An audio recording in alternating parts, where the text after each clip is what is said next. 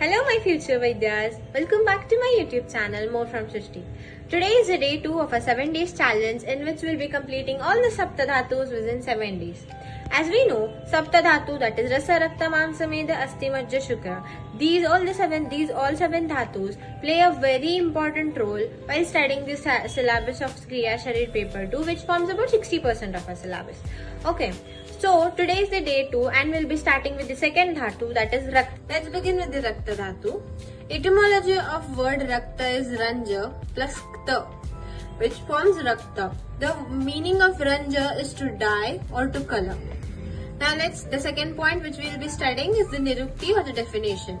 According to Charak Chikitsa Sthan 15 chapter 28 shloka, the shloka which is given is Tejo Rasanam Sarvesham Manujanam Yadhyuchyate Pitta Ushmanaha Saragena Raso Raktatvam Ruchati.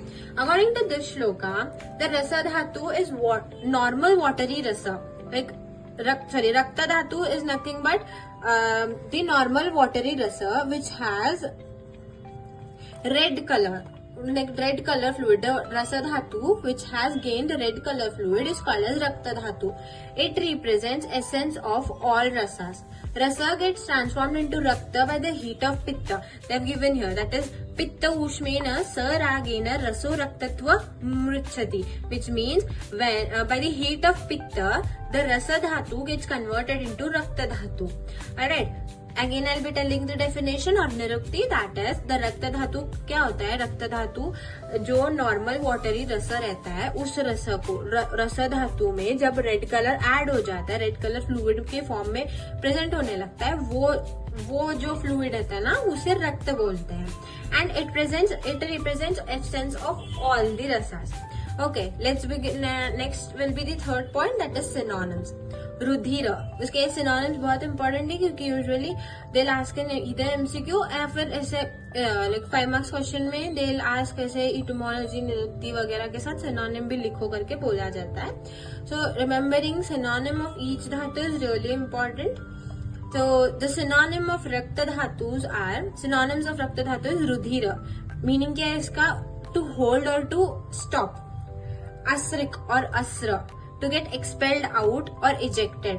Okay, अस्रिक और अस्र.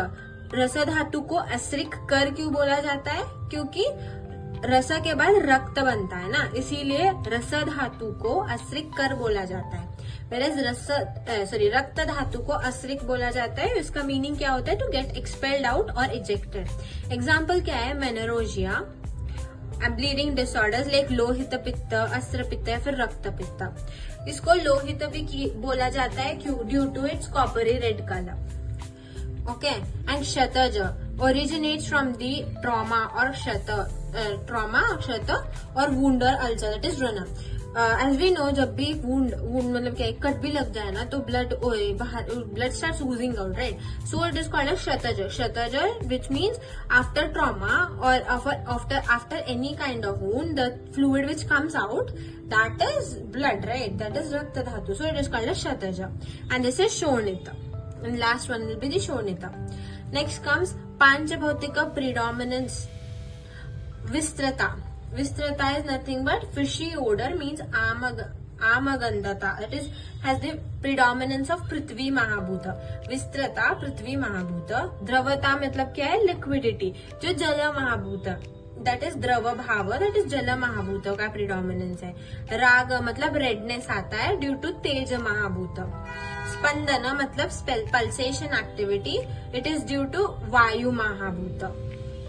And at last, Laghuta is due to the Akasha Mahabhuta.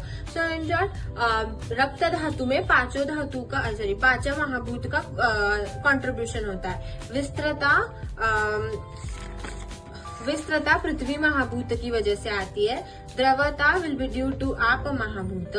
राग, that is redness colour, will be due to तेज महाभूत. And स्पंदन, as we know, blood जब flow होता है तो pulses बनते हैं ना, due to like blood flow की वजह से ही पल्सेशन आती है.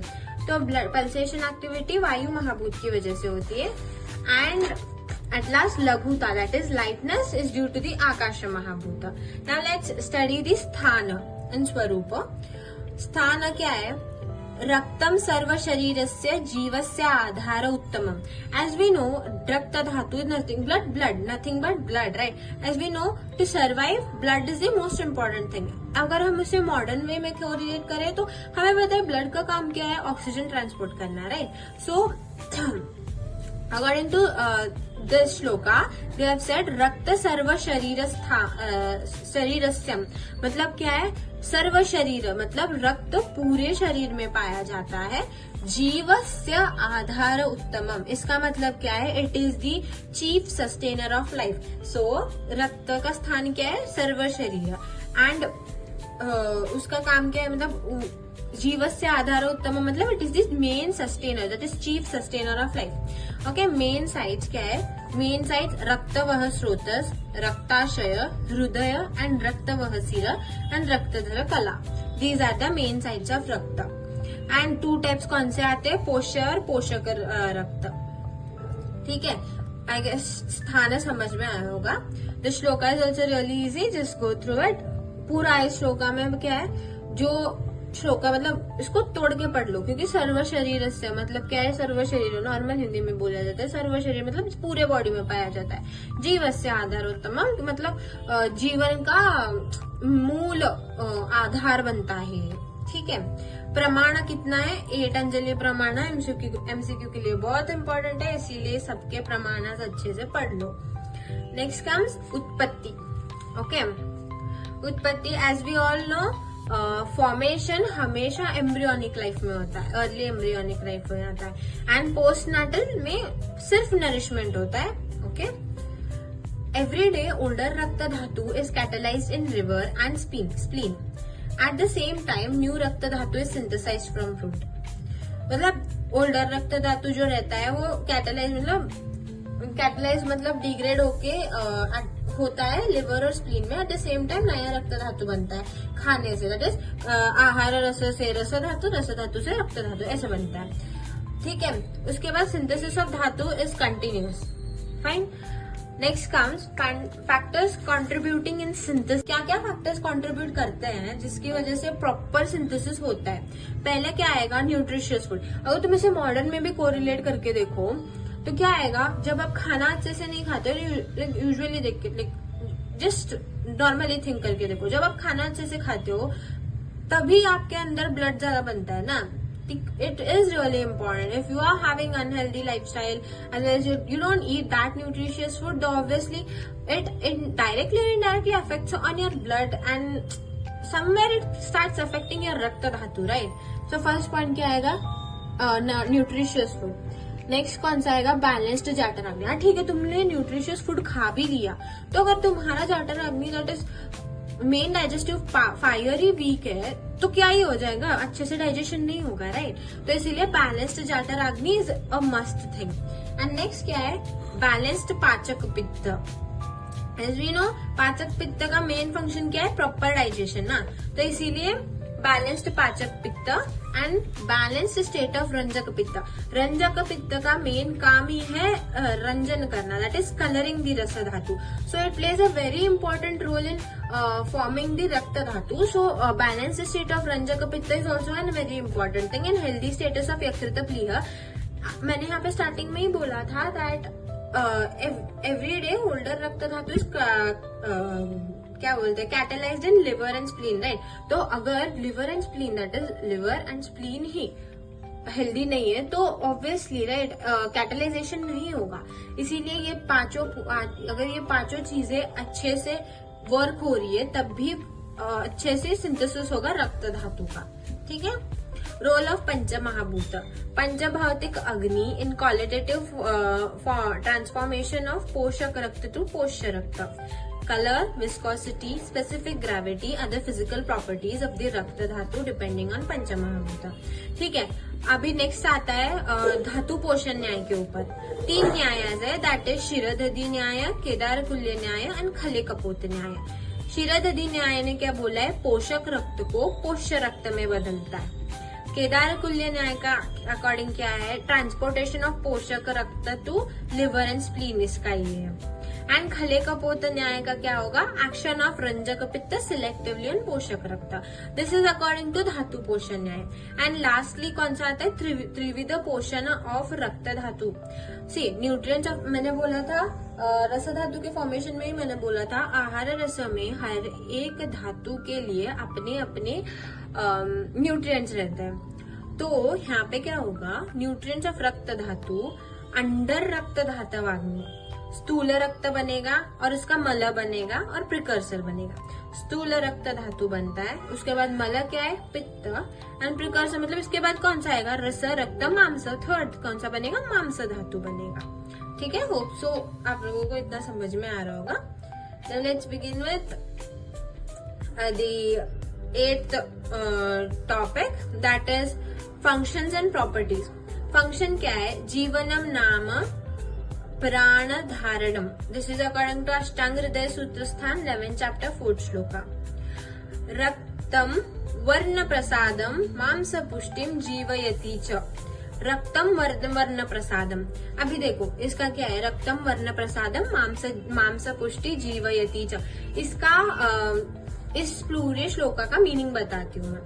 वर्ण प्रसाद, एज यू नो, अगर आपका ब्लड में अभी just in case anaemic patient को देख लो, एनीमिक पेशेंट्स में कैसे होता है, they have lack of blood, right, तो उनका चेहरा पेल रहता है, उनका कॉम्प्लेक्शन अभी डल डल लगता है, इनके चेहरे पे पता चलता है कि भाई इनके अंदर एनीमिक के सिम्टम्स दिखने लगते हैं, राइट। तो रक्त का काम क्या है, वर्ण प्रसाद, वर्ण मतलब कॉम्प्लेक्शन, प्रसाद मतलब क्या बोलते हैं वो, फ्लरिश करना, like it gives the complexion to the body। and मांस पुष्टि, as we know, रस रक्त मांस, थर्ड कौन सा धातु आएगा, मांस धातु, तो उसको नरिश करना रक्त धातु का काम है। जीवयति च मतलब it helps to sustain the life, this is according to Sushruta सूत्र स्थान 15 चैप्टर। ओके, और एक श्लोक है अकॉर्डिंग टू चरका, तत्विशुद्धम ही रुधिरम बलवर्ण सुखा आयुष। जब क्या बोलते हैं, फंक्शंस ऑफ रक्त धातु क्या है, बल मतलब स्ट्रेंथ प्रोवाइड करना, वर्ण मतलब कॉम्प्लेक्शन, सुख मतलब हैप्पीनेस, एंड आयुष मतलब लॉन्जिटिविटी ऑफ लाइफ। ये होते हैं फंक्शंस ऑफ प्रॉपर्टीज ऑफ रक्त धातु क्या क्या है, अनुष्ण शीत, अनुष्ण शीतम मधुरम स्निग्धम रक्तम च वर्णतः, शोणितम गुरु विस्त्र स्याद्विदाहश्चास्य पित्तवता। This is according to Sushruta शारीर स्थान 21st चैप्टर।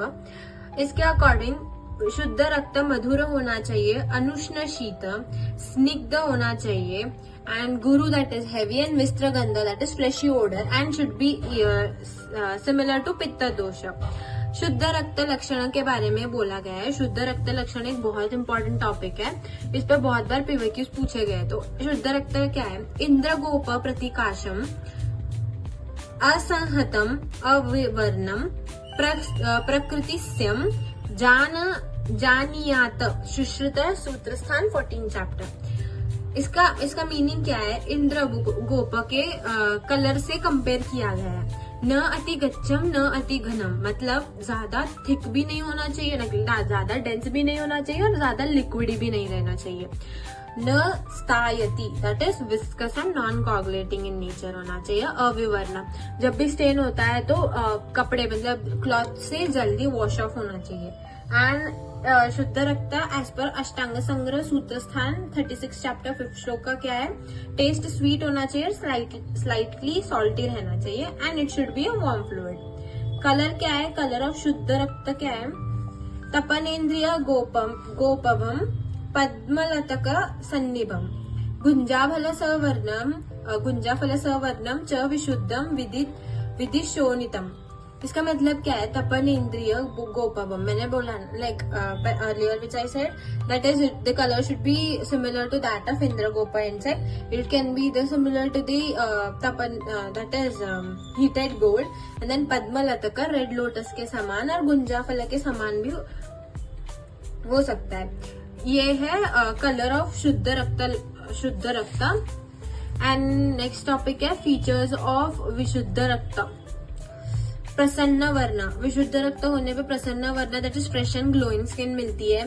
प्रसन्न इंद्रियार्थ, active and alert sense organs,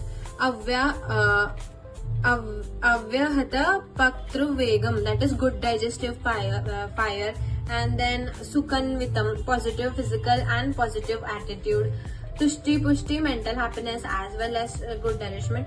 ये सारी चीजें बहुत कॉमन सी चीज है। वी नो जब we have good blood in like good quantity and ample amount of blood in our body, how our skin will be and glowing and you'll be not facing with any kind of weakness and all, you'll be having good digestive power। ये सारी चीजें हैं जो common है।